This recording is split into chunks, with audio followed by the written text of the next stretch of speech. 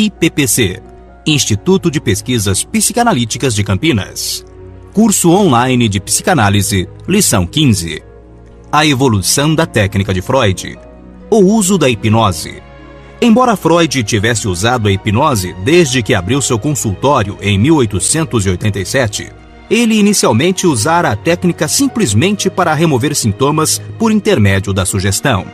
Quando encontrou resultados desapontadores, ele mudou para o método catártico em decorrência do relato de Breuer sobre Ana O. Em 1889, no caso de Frau M, pela primeira vez, Freud usou o método catártico de Breuer para o tratamento de uma multiplicidade de queixas histéricas. Tentou remover os sintomas da paciente por meio de um processo de recuperação e verbalização dos sentimentos suprimidos com os quais eles estavam associados. O método veio a ser conhecido como abreação. Freud logo ficou insatisfeito com a abordagem abreativa ao observar que os benefícios terapêuticos duravam apenas enquanto o paciente mantinha contato com o médico. O relacionamento pessoal com o médico parecia ter maior importância terapêutica do que a técnica hipnótica em si mesma. Sua compreensão do relacionamento médico-paciente foi expandida por meio de um incidente no qual uma de suas pacientes acordou de um transe hipnótico e lançou seus braços ao redor do pescoço de Freud. Experiências como estas, aliadas ao relato de Breuer sobre Ana O, levaram Freud a perceber que o apego do paciente ao médico apresentava um componente erótico. No entanto, ao invés de fugir em pânico de tais circunstâncias, como Breuer fizera, Freud investigou-as assim como fez com quaisquer outros fenômenos que indicava no tratamento.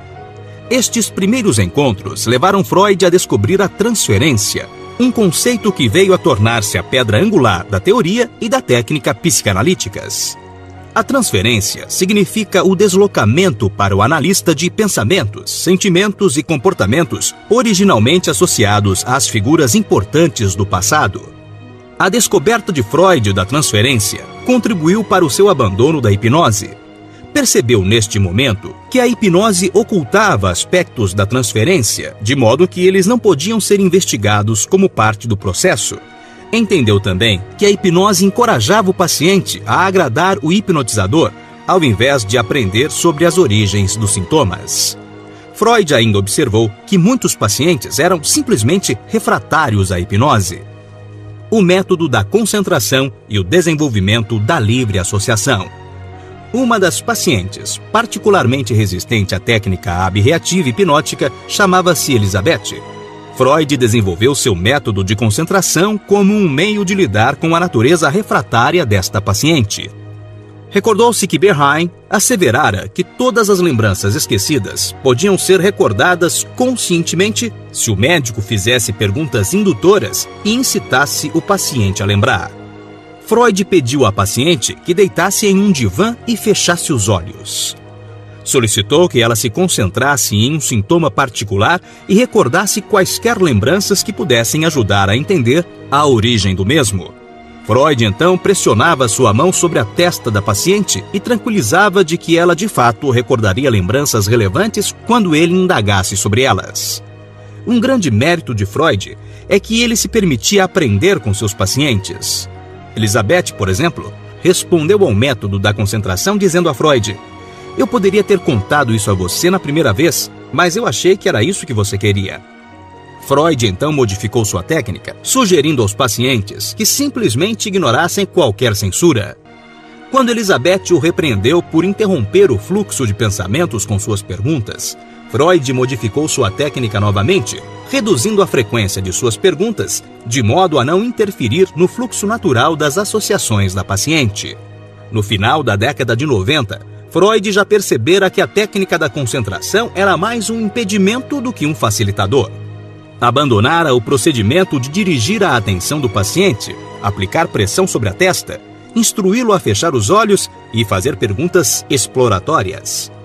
Ao invés disso, fazia o paciente deitar sobre o divã e dizer o que quer que lhe venha à mente, o método da livre associação, que permanece como uma parte central da técnica psicanalítica atual.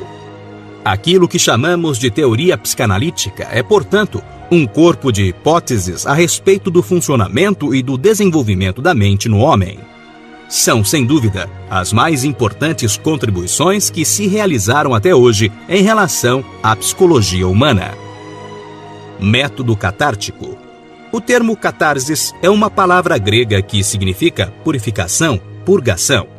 Breuer e Freud tomam este termo para designar um método de psicoterapia em que o efeito terapêutico procurado é uma purgação, catarsis, uma descarga adequada dos afetos patogênicos. O tratamento permite ao sujeito evocar e até reviver os acontecimentos traumáticos a que esses afetos estão ligados. Em nosso próximo encontro, falaremos sobre o determinismo psíquico e os processos mentais inconscientes. Até lá!